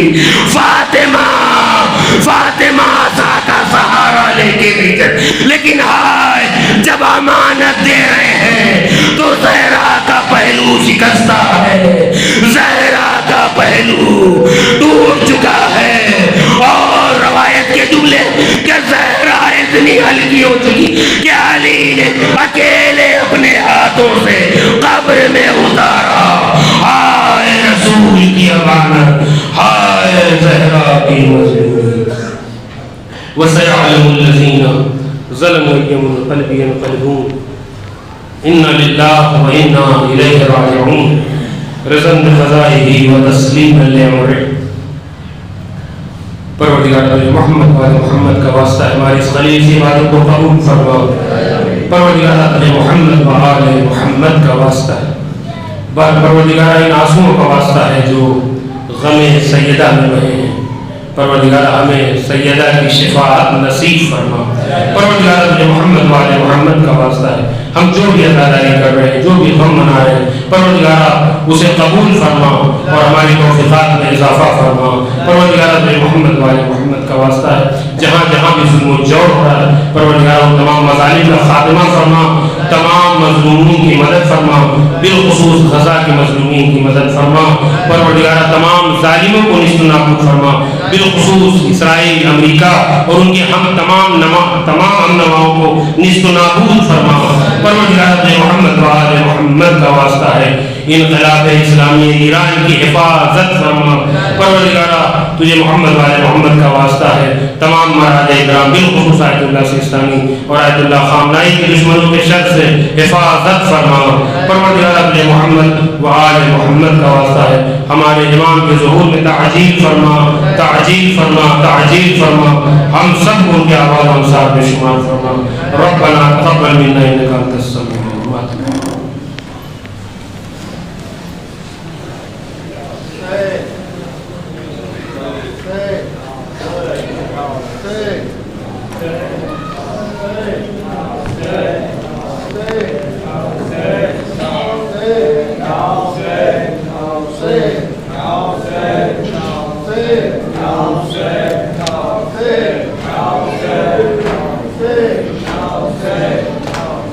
علی خاموش بیٹھے ہیں، اداسی گھر پہ چھائی ہے، بنا مادر کے بچوں پر یہ پہلی رات آئی ہے، بنا مادر کے بچوں پر یہ پہلی رات آئی ہے، بنا مادر کے بچوں پر یہ پہلی رات آئی ہے۔ علی خاموش بیٹھے ہیں، اداسی گھر پہ چھائی ہے، بنا مادر کے بچوں پر یہ پہلی رات آئی ہے، بنا مادر کے بچوں پر یہ پہلی رات آئی ہے۔ کہیں بستر پہ منہ ڈھانپے ہوئے زینب سسکتی ہے، کہیں کلثوم چپ کے روتی ہے، تڑپتی ہے کہ ننھی بچیوں کے عشق سے بھی کی چٹائی ہے، بنا مادر کے بچوں پر یہ پہلی رات آئی ہے، بنا مادر کے بچوں پر یہ پہلی رات آئی ہے۔ کہے کس سے علی جو زخم دل پر کھائے بیٹھے ہیں، کلیجے سے حسن حسین کو لپٹائے بیٹھے ہیں، ہے مشکل کشا پہ وقت یہ مشکل کشائی ہے، بنا مادر کے بچوں پر یہ پہلی رات آئی ہے، بنا مادر کے بچوں پر یہ پہلی رات آئی ہے۔ کبھی کلثوم کو دیکھا، کبھی زینب کو بہلایا، کبھی سوتے ہوئے حسنین کے بالوں کو سلجھایا، کبھی پانی پلا کر شاہ کو دھاڑس بندھائی ہے، بنا مادر کے بچوں پر یہ کیسی رات آئی ہے، بنا مادر کے بچوں پر یہ کیسی رات آئی ہے۔ اندھیرے سر پٹکتے ہیں، اجالا کیوں نہیں ہوتا، یہ کیسی رات آئی ہے، سویرا کیوں نہیں ہوتا، قسم اس رات نے بھی آج نہ ڈھلنے کی کھائی ہے، بنا مادر کے بچوں پر یہ کیسی رات آئی ہے، بنا مادر کے بچوں پر یہ کیسی رات آئی ہے۔ علی حسرت سے تکتے ہیں، کبھی بیتاب ہوتے ہیں، میرے معصوم بچے روتے ہیں. دہائی خالق اکبر دہائی ہے دہائی ہے. بنا مادر کے بچوں پر یہ کیسی رات آئی ہے. بنا مادر کے بچوں پر یہ کیسی رات آئی ہے. مسلسل رات بھر عامر سبھی کے اشک بہتے تھے. لگا کر سینے سے عینی علی بچوں کو کہتے تھے تمہاری ماں سے اور ہم سے قیامت تک جدائی ہے. بنا مادر کے بچوں پر یہ کیسی رات آئی ہے. بنا مادر کے بچوں پر یہ کیسی رات آئی ہے. در بطول جلایا گیا مدینے میں. در بطول جلایا گیا مدینے میں. علی کو خون رلایا علی کو خون رلایا گیا مدینے میں. در بطول جلایا گیا مدینے میں. در بطول جلایا گیا مدینے میں. در بطول جلایا گیا مدینے میں. نہ جانے کیا ہوا بعد نبی زمانے کو. نماز جی سے ہے قائم تو گھر جلانے کو. نمازیوں کو بلایا نمازیوں کو بلایا گیا مدینے میں. در بطول جلایا گیا مدینے میں. در بطول جلایا گیا مدینے میں. ستم تو یہ ہے تماشائی بن گئی دنیا. کسی نے کچھ نہ کہا دیکھتی رہی دنیا. علی کو قیدی بنایا علی کو قیدی بنایا گیا مدینے میں. در بطول جلایا گیا مدینے میں. در بطول جلایا گیا مدینے میں. شکست پہلو جو زہرا دکھائی دیتی ہے. حدیث نصیحت و منی دہائی دیتی ہے. نبی کا خون بہایا نبی کا خون بہایا گیا مدینے میں. در بطول جلایا گیا مدینے میں. در بطول جلایا گیا مدینے میں. بھائی بھائی نیک بھائی اسے گلے لگ کر حسن بھلا نہیں سکتا حسین وہ منظر. جب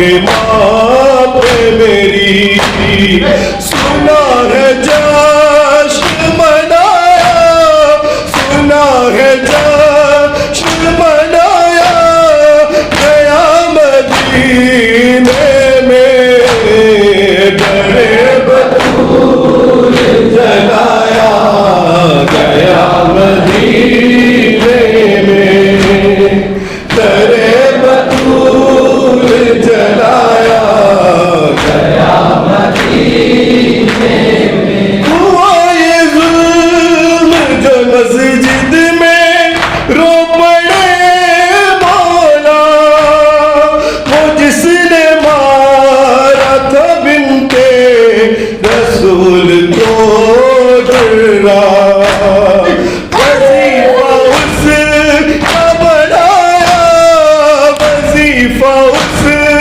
کا بڑھایا گیا مدینے میں، درے بطول جلایا گیا مدینے میں، درے بطول جلایا گیا مدینے میں۔ کہا رسول سے بنتے رسول نے جا کر، فدق نہ دیتے مجھے کوئی غم نہیں تھا مگر، میرا مذاق اڑایا، میرا مذاق اڑایا گیا مدینے میں، درے بطول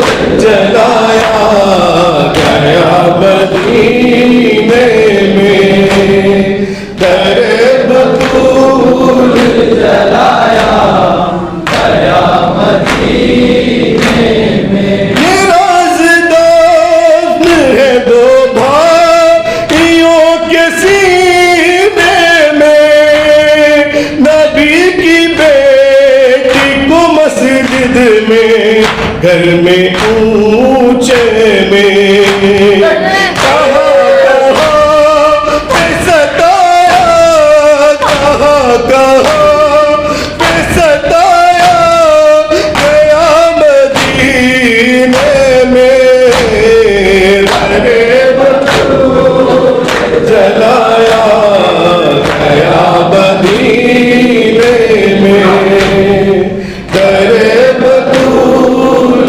جلایا گیا مدینے میں۔ حسن حسین کو پہچان ہی نہیں پائی، تمام ہو گئی بنتے نبی کی بینائی، تماچا ہے سلگایا، تماچا ہے سلگایا گیا مدینے میں، درے بطول جلایا گیا مدینے میں، درے بطول جلایا گیا مدینے میں۔ غریب کے تکلم امیر کی کیسے، اندھیری رات میں چھپ کر مدینے والوں سے